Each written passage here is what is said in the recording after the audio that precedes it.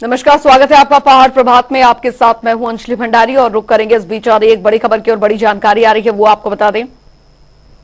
बड़ी खबर, बड़ी जानकारी। हिमाचल प्रदेश हाईकोर्ट में सीपीएस मामले की सुनवाई आज। ये इस वक्त की बड़ी खबर। याचिकाकर्ता पक्ष पेश करेगा दलीलें। तो ये इस वक्त की बड़ी खबर। दूसरे ग्राउंड पर पेश करेंगे दलीलें। ये बड़ी जानकारी। बीजेपी विधायक है याचिका कार्यकर्ता।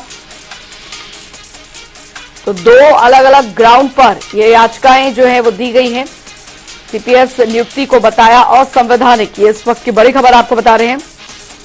नियुक्तियों को रद्द करने को लेकर याचिका दायर की गई। रॉबिन शर्मा संवाददाता हमारे साथ जुड़ गए हैं ज्यादा जानकारी के साथ। रॉबिन, हिमाचल प्रदेश हाईकोर्ट में सीपीएस मामले की सुनवाई होने जा रही है आज। जी बिल्कुल, देखिए अंजलि, हिमाचल प्रदेश उच्च न्यायालय में लगातार ये मामला सुनवाई हो रही है और इसमें बीते 12 मार्च को भी इसमें सुनवाई हुई थी। उस दौरान भी उनकी ओर से दो ग्राउंड पे इस पे जो है दलीलें पेश की जा रही है।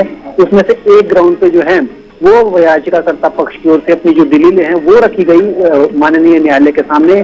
जो खंडपीठ है, दो जजों की जो बेंच है उस पर ये मामला लगा हुआ था और इसमें तमाम जो पक्ष के एक पक्ष से जुड़ी हुई जितनी भी तमाम तरह की दलीलें हैं उनको लेकर वहां पर पेश किया याचिकाकर्ता पक्ष की ओर से।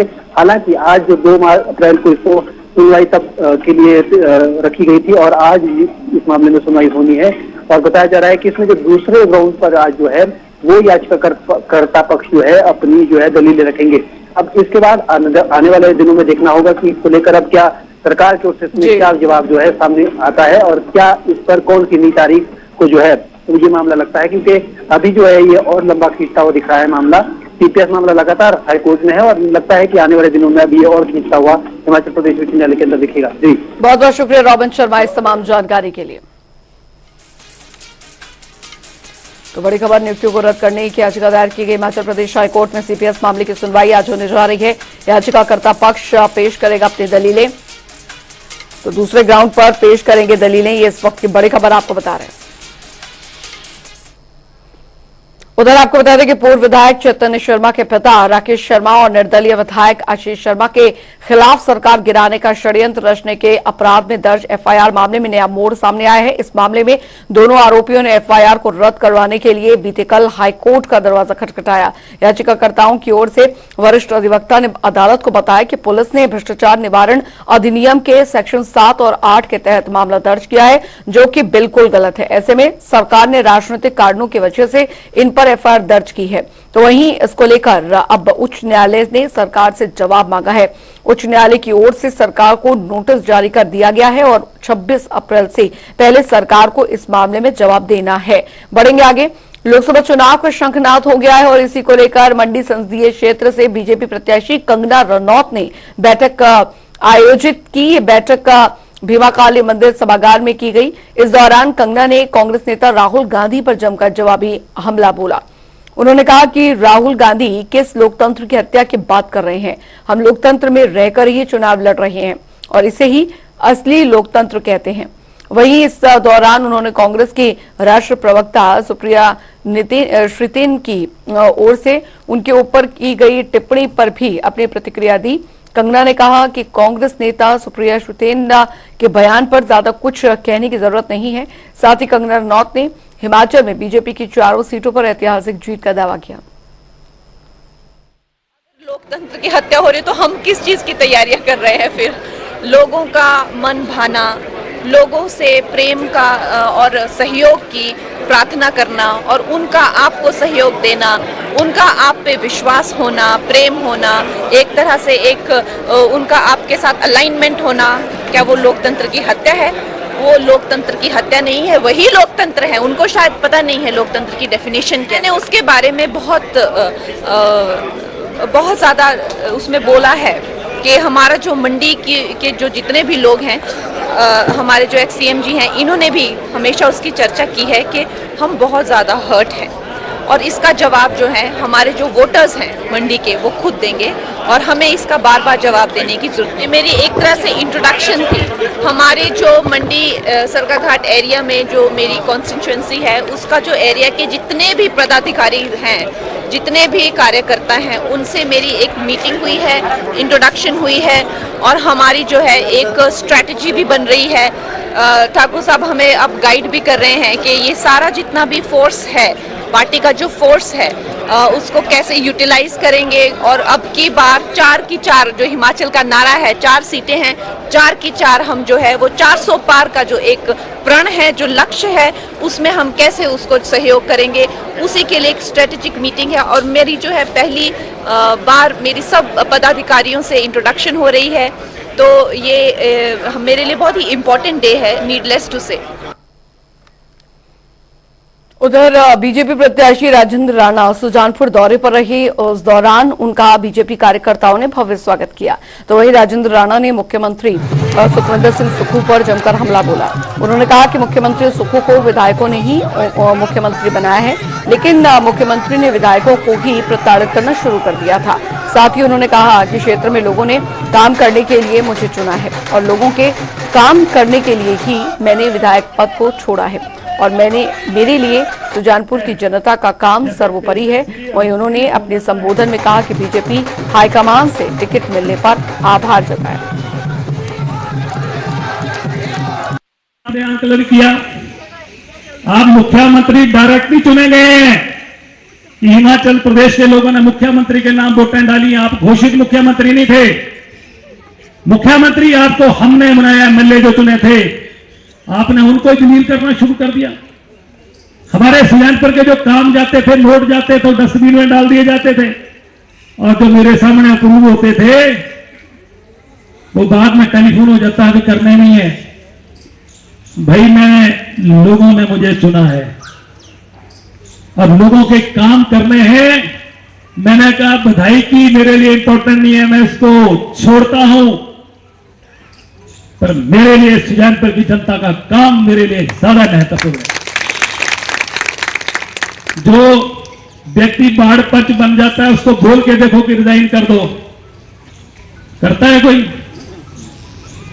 इसलिए हमने सुप्रीम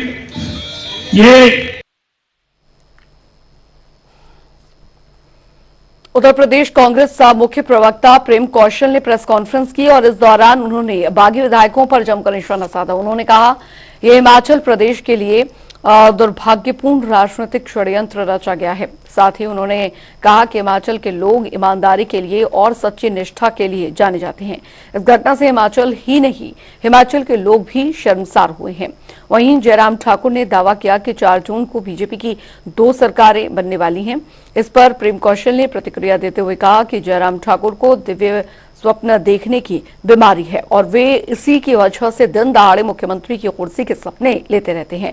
कौशल ने कहा कि हिमाचल प्रदेश में कांग्रेस सरकार को गिराने का बीजेपी का षड्यंत्र पूरी तरह से फेल है।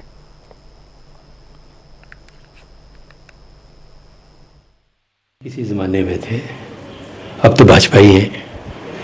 ये जो बगावत हुई हिमाचल प्रदेश में, जिसको बगावत का नाम दिया गया, ये बड़ा दुर्भाग्यपूर्ण इतिहास हिमाचल प्रदेश की राजनीति में रचा गया है। हिमाचल के लोग ईमानदारी के लिए, निष्ठा के लिए और वचनबद्धता के लिए पूरे देश के अंदर जाने जाते हैं। और जहाँ हिमाचल का नाम आता है तो जब भी कहीं आप बाहर जाएं तो हिमाचली होने का एक गर्व और गौरव महसूस करते हैं हिमाचल के लोग। लेकिन इस घटनाक्रम में न कहीं सिर नीचा किया है हिमाचल प्रदेश का भी और हिमाचलियों का भी। देश के अंदर जिस फैशन की, जिस अंदाज की राजनीति हो रही है और विपक्ष की जो सरकारें हैं उनको टॉपल करने का, उनको तोड़ने का और विपक्ष को ध्वस्त करने का जो एक कार्यक्रम भारतीय जनता पार्टी के राष्ट्रीय नेतृत्व में पूरे देश में चलाया है, उसी की पृष्ठभूमि में हिमाचल प्रदेश की सरकार को भी टॉपल करने की अटेम्प्ट हुई। जयराम ठाकुर जी के वक्तव्य जो हैं वो बड़े हास्यास्पद होते हैं। हालांकि वो नेता प्रतिपक्ष हैं, 5 वर्ष प्रदेश के मुख्यमंत्री रहे। मैं उनका निजी तौर पर बहुत सम्मान करता हूँ, बहुत आदर करता हूँ। लेकिन जब उनके मैं वक्तव्य देखता हूँ मुझे लगता है पता नहीं उनको वो परेशानी के आलम में है और दिव्य स्वप्न देखने की बीमारी है आदरणीय जयराम ठाकुर जी को। 34 विधायक हमारे वर्तमान में हैं, 6 में उपचुनाव होने जा रहा है और मैं दावे के साथ कह सकता हूँ कि जिन कारणों से ये उपचुनाव हिमाचल प्रदेश के अंदर होने जा रहे हैं विधानसभा के, उन कारणों को और उस राजनीति को हिमाचल प्रदेश के लोग नकारेंगे और 4 तारीख को हिमाचल प्रदेश की सरकार जिसको टॉपल करने का अटेम्प्ट भारतीय जनता पार्टी ने किया है, जब नतीजे चुनावों के आएंगे और मजबूत होकर उभरेगी, ये मैं पूरी जिम्मेदारी के साथ कहना चाहता हूं। बढ़ेंगे आगे। उधर आपको बता दें कि बीजेपी प्रत्याशी कंगना रनौत ने मंडी में बीजेपी नेताओं सहित अन्य लोगों को नमो नमो टी स्टॉल में चाय पिलाई। इस टी स्टॉल पर कंगना को देखने के लिए लोगों की खूब भीड़ उमड़ी। इस मौके पर नेता प्रतिपक्ष जयराम ठाकुर, बीजेपी प्रदेश अध्यक्ष डॉक्टर राजीव बिंदल सहित अन्य नेता भी मौजूद रहे। यहां मौजूद बीजेपी नेताओं, कार्यकर्ताओं और जनता ने चाय की चुस्की ली।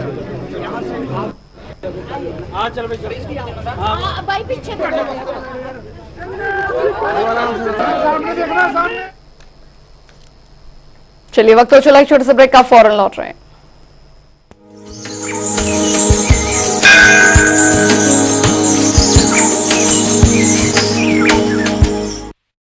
जॉइंट पेन के लिए डॉक्टर ऑर्थो ऑयल के अमेजिंग रिजल्ट सबको पता है, पर क्या आपको पता है कि पुराने और ज्यादा बिगड़े दर्द के लिए डॉक्टर ऑर्थो ऑयल के साथ साथ डॉक्टर ऑर्थो कैप्सूल्स को भी रेगुलर यूज करना चाहिए। ये कोई टेम्पररी पेन किलर नहीं, आयुर्वेदिक औषधि है।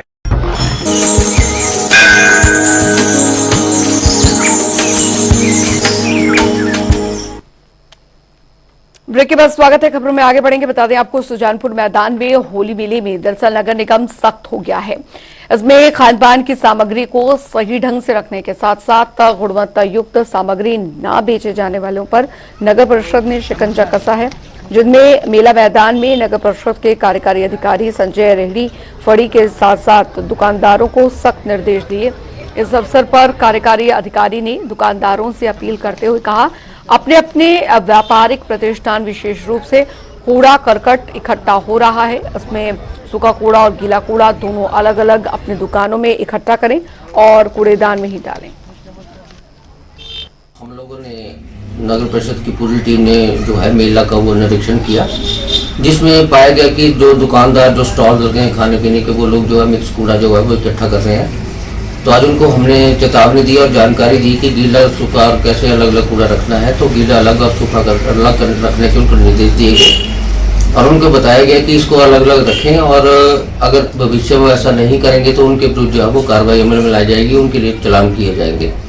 इसके अतिरिक्त जितनी भी मेला के अंदर जो रेहड़ियाँ लगी हैं, चाहे आइसक्रीम की है, चाहे अन्य खाने पीने की सामग्री की रेहड़ियाँ लगी हैं, उनका भी हम लोगों ने निरीक्षण किया और पाया गया कि उनके पास जो है कोई वो भी अलग अलग करके कूड़ा रखें। और सभी दुकानदारों को और रेहड़ी वालों को ये निर्देश दिए गए कि जो चीज़ें बैंड हैं, सिंगल यूज प्लास्टिक में जो चीज़ें बैन हैं उनका उपयोग ना करें। यदि उनके पास ऐसा कुछ जैसे प्लेट्स, प्लास्टिक की गिलास, थर्मोकोल के गिलास प्लेट्स पाए जाते हैं, तो उनके चम्मच इत्यादि पाए जाते हैं, तो उनके जो है कल से चालान किए जाएंगे। उधर आपको बता दें कि बिलासपुर पुलिस ने नशे के खिलाफ बड़ी कार्रवाई की है। आदर्श चुनाव आचार संहिता के लागू होने के बाद पुलिस ने जिले भर में भारी मात्रा में अवैध शराब बरामद की है और इसी को लेकर पुलिस ने अभी तक कुल 33 मामले दर्ज किए हैं। इस खबर की पुष्टि करते हुए डीएसपी मदन धीमान ने बताया कि पुलिस प्रशासन की ओर से विशेष टीम का गठन किया गया है। वहीं उन्होंने कहा कि आदर्श चुनाव आचार संहिता का उल्लंघन करने वाले लोगों को बिल्कुल भी बख्शा नहीं जाएगा। चुनावों का जो एमसीसी लागू होने पर उसके बाद जो है हमने जो डिटेक्शन वर्क जो है जिला बिलासपुर में शराब के मामले में जो है इसमें कुल जो है 31 मामले अभी तक दर्ज किए हैं और 31 मामलों में जो है इसमें कुल जो हमारी जो देशी शराब है उसकी 2450 बोतल और जो इंग्लिश शराब है उसकी 55 बोतल।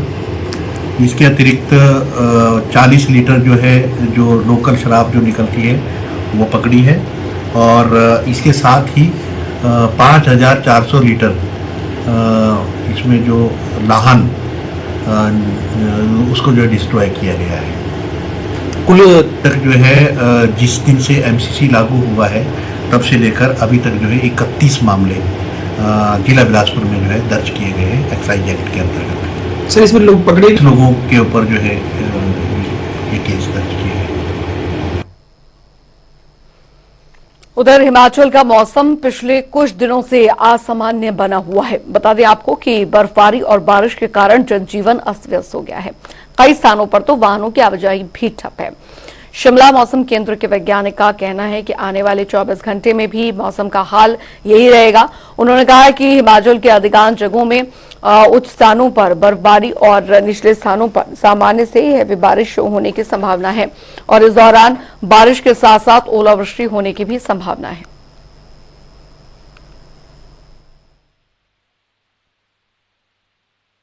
देखिए, आगामी 5-6 दिनों की बात करें तो आज पहली तारीख को जो प्रदेश के क्षेत्र हैं लाहौल स्पीति किन्नौर, वहाँ पे एक दो स्थानों में हल्की बारिश और बर्फबारी होने की संभावना है। हालांकि जो निचले क्षेत्र है हमारे, जैसे शिमला, सोलन है, बिलासपुर, हमीरपुर, वहाँ पे जरूर क्लाउडिंग है, परंतु वहाँ बारिश की अभी संभावना नहीं है। फिर देखिए 2 तारीख की लेट नाइट से और 5 तारीख से प्रदेश में WD इफेक्ट करेंगे बैक टू बैक 2, और इसके चलते देखिए जो एक्टिविटी है, देखिए कल 2 तारीख को जो हमारे ऊपरी क्षेत्र हैं चंबा, कुल्लू, लाहौल स्पीति किन्नौर, वही यहाँ पे बारिश और बर्फबारी होने की संभावना है हल्की। फिर देखिए 3 तारीख से जो हमारे मध्यवर्ती क्षेत्र हैं उनमें भी बारिश जारी होने की संभावना रहेगी, और इसके चलते देखिए जो 2 बैक टू बैक WD है, इसके चलते 3, 4, 5, 6 तारीख को प्रदेश के जो ऊपरी क्षेत्र है बारिश के साथ साथ जो हाई रीचेज में हल्की बर्फबारी हो सकती है। साथ में जो मध्यवर्ती क्षेत्र है हमारे डिस्ट्रिक्ट कांगड़ा, मंडी, कुल्लू, शिमला, सिरमौर, सोलन है, यहाँ पे थंडरस्टॉर्म लाइटनिंग होने की संभावना है और लाइट टू मॉडरेट बारिश भी रहने की संभावना है इसी दौरान।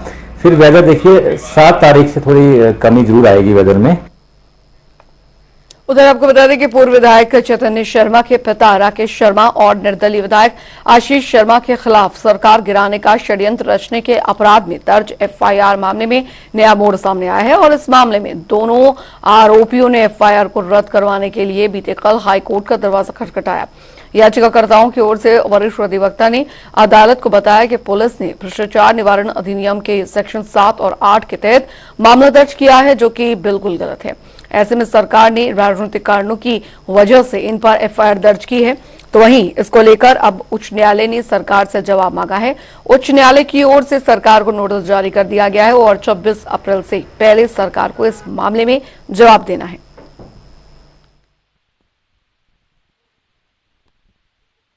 देखिए, जो बालूगंज में आशीष शर्मा जी और राकेश शर्मा जी के खिलाफ FIR दर्ज की गई है, विधायकों की खरीद फरोख्त कर, अनड्यू एडवांटेज लेकर और क्रिमिनल कॉन्स्पिरेसी रचकर सरकार को गिराने की मंशा से जो अपराध किया गया है, उसमें आज बेल लगी थी।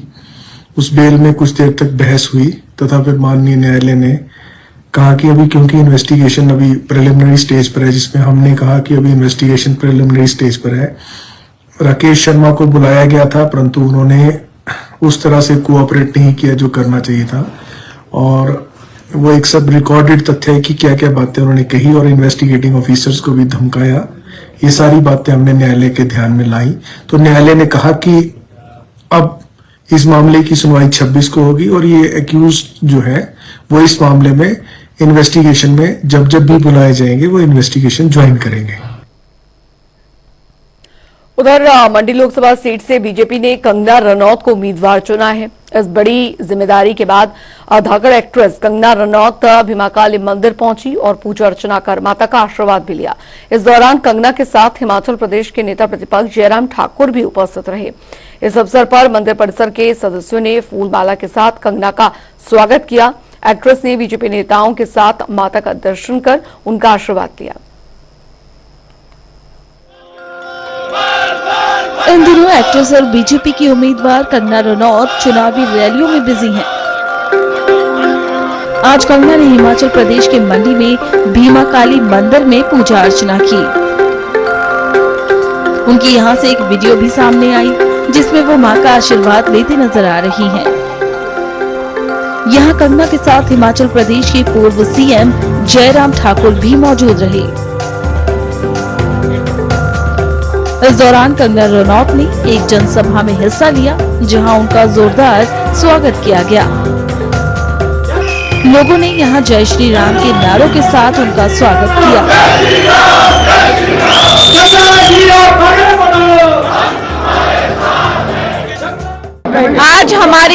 आज हमारी पार्टी की जो ये मीटिंग थी, ये मेरी एक तरह से इंट्रोडक्शन थी। हमारे जो मंडी सरकाघाट एरिया में जो मेरी कॉन्स्टिट्यूएंसी है, उसका जो एरिया के जितने भी पदाधिकारी हैं, जितने भी कार्यकर्ता हैं, उनसे मेरी एक मीटिंग हुई है, इंट्रोडक्शन हुई है और हमारी जो है एक स्ट्रैटेजी भी बन रही है।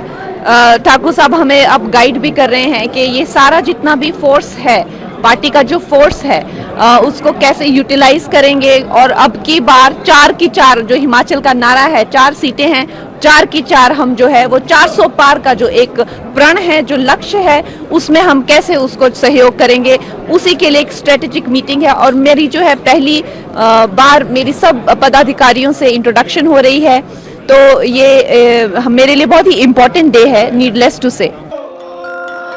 यहाँ कंगना को पहाड़ी टोपी पहनाकर और शॉल पहनाकर स्वागत किया गया। बता दें कि हाल ही में कंगना रनौत ने मंडी में रोड शो किया था, जहां लोगों का जन सैलाब उमड़ पड़ा था।